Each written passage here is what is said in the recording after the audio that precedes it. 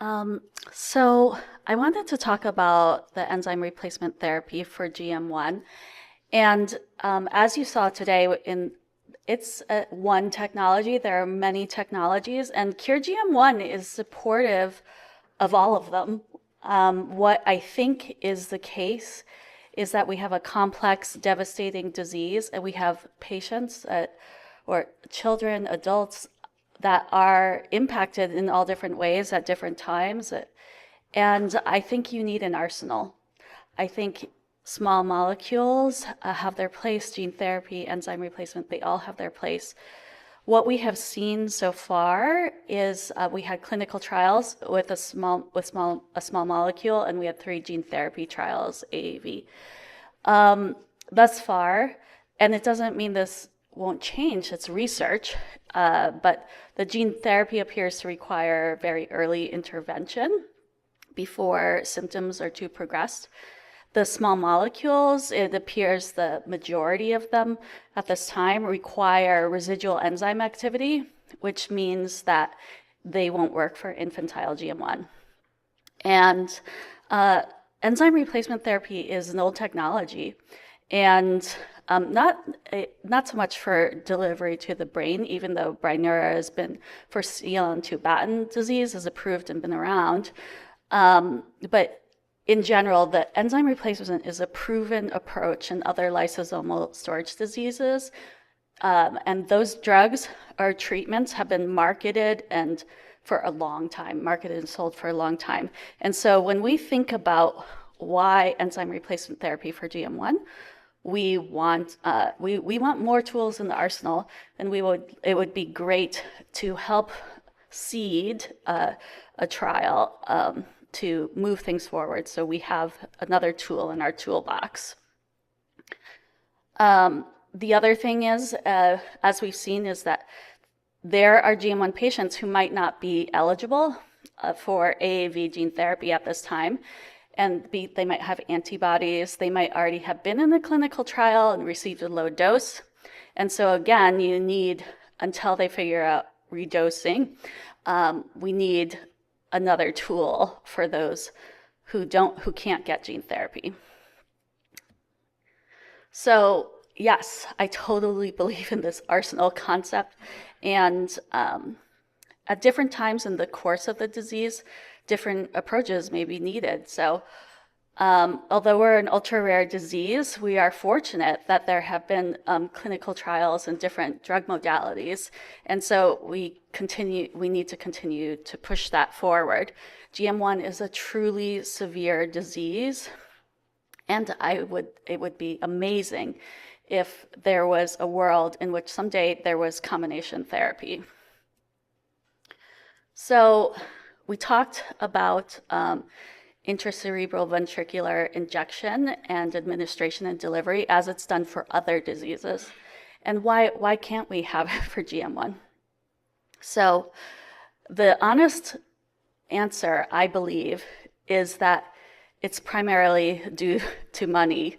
I'm not saying that money alone can solve it. You need knowledge, you need a team, you need to execute, you need to manufacture. There's a lot of steps to it.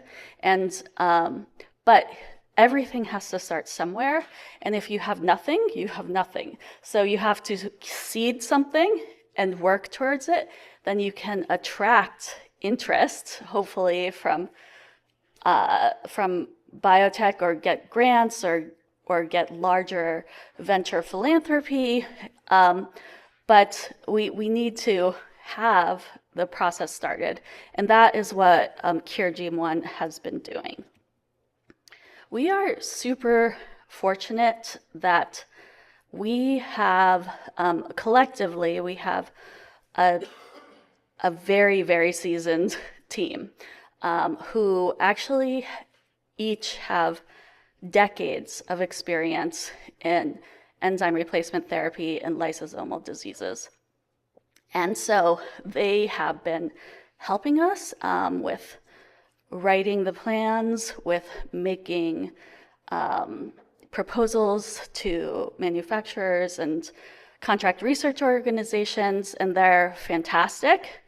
And they they all work in biotech or have worked in biotech for decades. And we are really making these steps, having meetings every single week, and with multiple parties, navigating these steps. Even a plan alone is valuable because we have to show people that it is possible and that it is plausible for our disease. So we're working on it, and we need your help. So as much as people are very excited about personalized therapy and the news recently about baby KJ, it is exciting. But he is one child who had liver-directed gene therapy, or gene editing, not to his brain. And as a tiny organization, one reason we are excited about enzyme replacement is because it would be a solution. It could be a tool in the toolbox for all different patients, and not just a single child. So that is important because our resources are very precious. And as much as I would love to see that it will be someday, very cheap and fast and economical for everyone to get personalized therapy, at this time, we want to look back at the tried and true and get that, because right now we still don't have anything approved.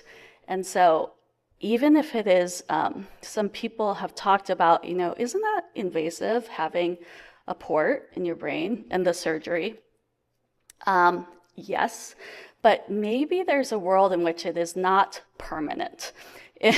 That, maybe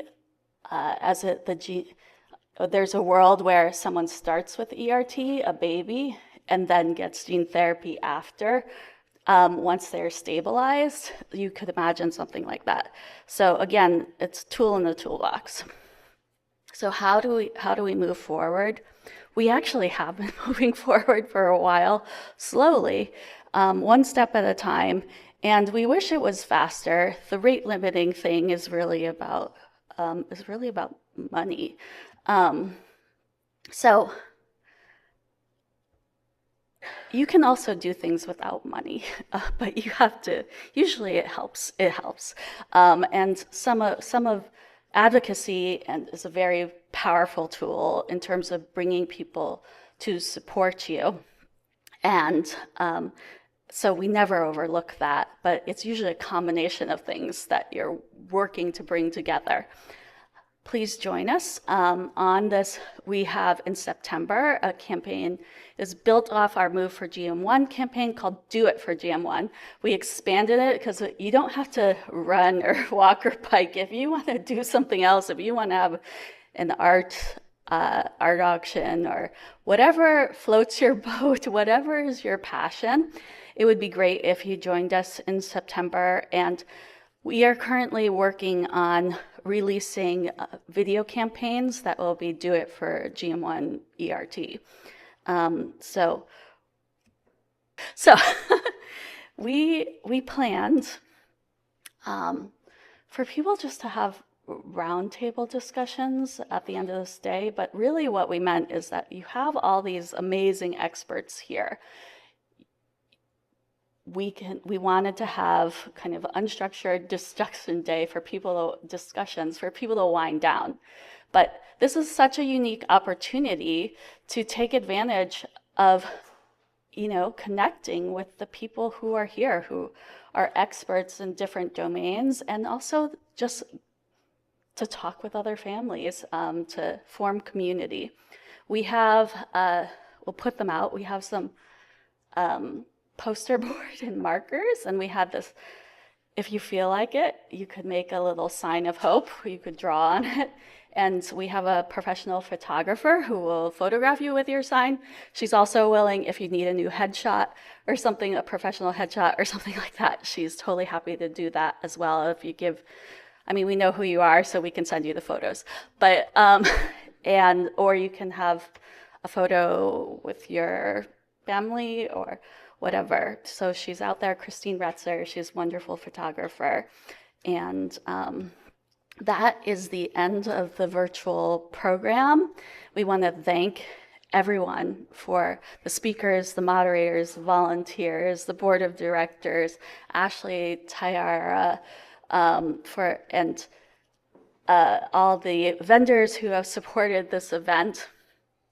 It's been a huge variety. I know it's a huge amount of material.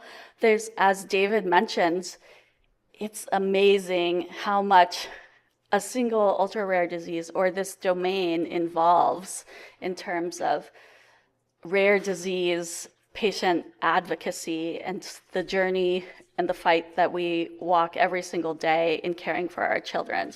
So thank you so much to everyone for your support and for showing up. We truly, truly appreciate it.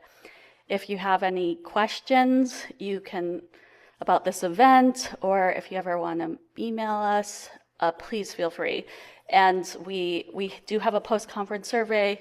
We'll be mailing it out, but we have the QR code here if you're like, oh, I know exactly what I want, or oh, that hybrid event was kind of complicated, but you probably can tell we knew that.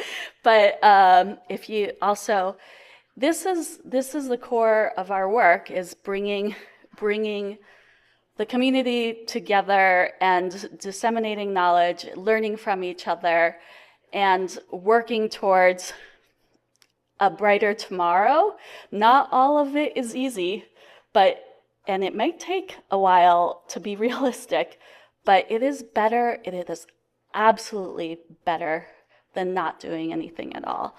And so whatever makes you comfortable, please, always feel free to reach out, and we're happy to talk. Thank you to everyone for making this event a success. I really appreciate it.